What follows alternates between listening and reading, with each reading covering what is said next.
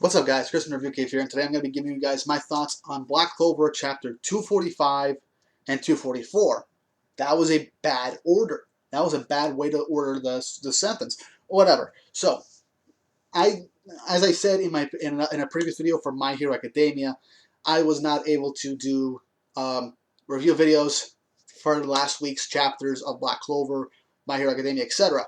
So I'm going to be doing some double reviews so I can play catch up with the stuff that I obviously missed, thus making this video a bit longer than the initial chapters reviews that I've been doing up to this point. So I apologize if this is going to be longer than initially speculated and how I've usually been doing it. So, without further ado, let's continue with where I left off with Black Clover Chapter 244.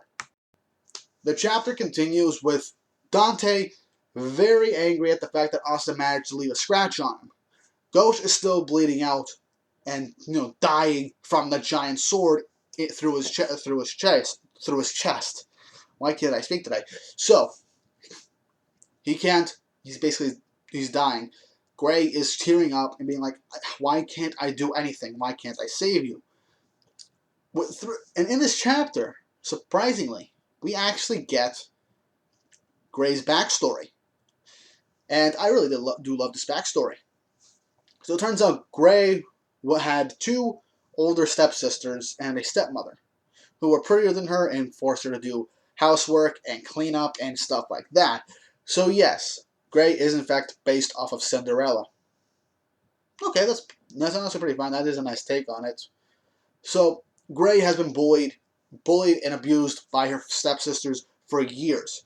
Then when she finally was able to learn some magic, which is her transformation magic, she transformed herself into someone completely different, looking a lot prettier, well, as pretty as her sisters were.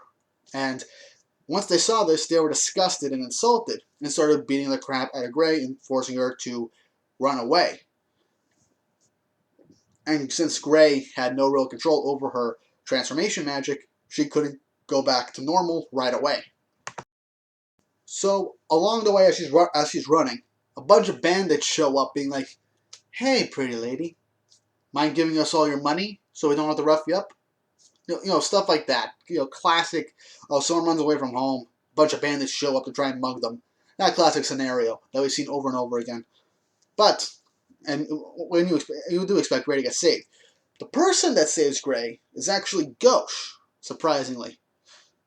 Ghosh saying that he didn't save her because he wanted to, just because Marie, his little sister, wanted him to save Gray since she was in trouble. So we get the first interaction between Gray and Ghosh. Now Ghosh doesn't recognize Gray a few years later because Ghosh was transformed, obviously. So no we're like, huh, we've met before. Nothing like that, but I don't think he'd even remember due to the fact that he's like, all crazy for his own sister. I don't want to talk about it because it is kind of creepy. I like Ghosh, but the guy is kind of a creepy guy. But anyway, the fact of the matter is that after encountering Ghosh, he actually gives Gray some good life advice. There's like, if you're not ready to run away and defend yourself, then don't. Go back home. Stay where you were. Live out your life there. You have no real reason to go out into this world because it's cruel and unforgiving. And those words kind of stuck with Gray. So when Gray eventually ran away and started to master her transformation magic, she was eventually recruited into the Black Bulls and met Ghosh again. Whole inner monologue of her being like, "I've wanted to thank you for so long. You actually gave me the courage to leave. While I am still embarrassed of how I actually look, and all this in general, I am really glad I met you. You're the one that helped put me on this path." And then we get a somewhat confession in her mind, like, "This is embarrassing, but I want you to look at me more," which means Gray might actually have an actual crush on Ghosh. Yeah, I mean, I do see it. It could happen. It could happen if Ghosh gets over his sister complex, but I do like that idea. And in that instance, Gray's transformation magic becomes something else, and the stone sword that Dante created suddenly started to disappear, and Ghosh's wound started to close. So this new type of magic that Gray unlocked is a type of healing magic. As this is right as this happened, Asta falls to the ground and he's fallen right outside of his new form. His form completely disappeared and he's knocked unconscious. Dante's like, interesting. So you had two arcade stage mages. Interesting. Well, he's not counting Asta at this moment, but he's counting Vanessa, Eddie Gray. He's like, you two, why don't you be my women? Come and serve me. And then out of nowhere, a nice big slash in the ground appears. And just like that, we see Yami Sukihiro, the captain of the Black Bulls, with Pharaoh in the background with an open portal, being like, what the hell are you doing to my squad? And that's the end of 244. 245. Right off the bat, Yami ends up encountering Dante. And this whole chapter is literally one fight. This whole chapter is one giant fight. The battle between Dante and Yami is fierce. But starting off this fight, Dante does see the danger of what Yami could pose if he doesn't take him seriously. So he uses his gravity magic presence of the Demon King to force Finral and Yami down, completely canceling out Finral's spatial magic. But as this is going on, Yami uses a combination of Monozone and Black Hole to create his own special territory called Dark Magic Dark Moon, which in this whole enclosed area, this big enclosed area that Yami created, with the black hole at the top to symbolize a dark moon, literally canceled out all of Dante's magic. Which is interesting because we've seen that Black Hole was able to absorb other forms of magic. And dark magic can in fact affect otherworldly magics like the Word Soul Demon Zagred's magic as well, and the objects that happen from the parallel world. So Dante goes on to be like, interesting. Very interesting.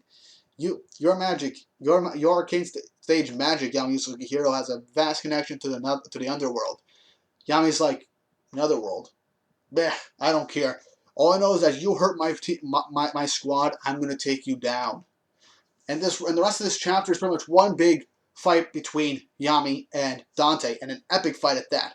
Dante uses gravity magic to craft a sword, and uses gravity magic to make himself lighter and faster to try and keep up with Yami and get the upper hand. And Yami, while insanely powerful, does in fact struggle a tiny bit. He's like, I'm spreading myself a bit thin by combining Monozone and Ki and reading his Ki, which is how he's been able to parry and counter all of Dante's attacks. At one moment, Dante is getting ready to do a big attack, and then Yami manages to get ready for one special attack. His Black Sword Dimension Slash, which cuts through space. Dante is surprised and shocked at this, that he actually managed to cut through space.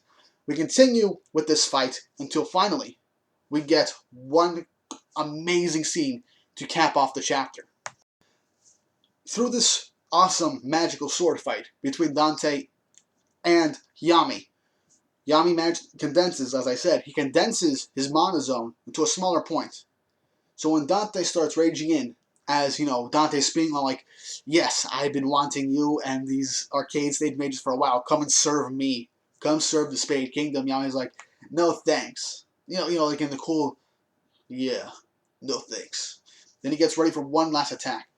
Dante and Yami go past each other, and at the final panel, we see Yami dealing the first major blow to Dante. Like, Dark Magic, Dark Sword, EI Slash, or Ia Slash. I can't pronounce it very well, but all I know is that Yami managed, thanks to his combination of Monozone, Ki Reading, Black Hole, and this new special Slash attack, he managed to get one good hit on Dante, like a really good hit.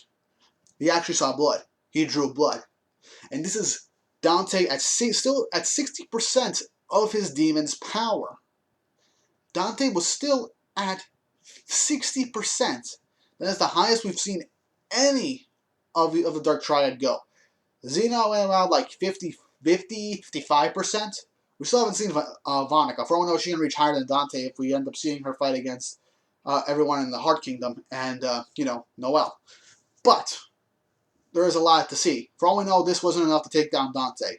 Dante could still very well go beyond 60% and go up to like 70, maybe 80%, or maybe even go full 100, go like 90% to completely eradicate Yami, so he can win and capture him.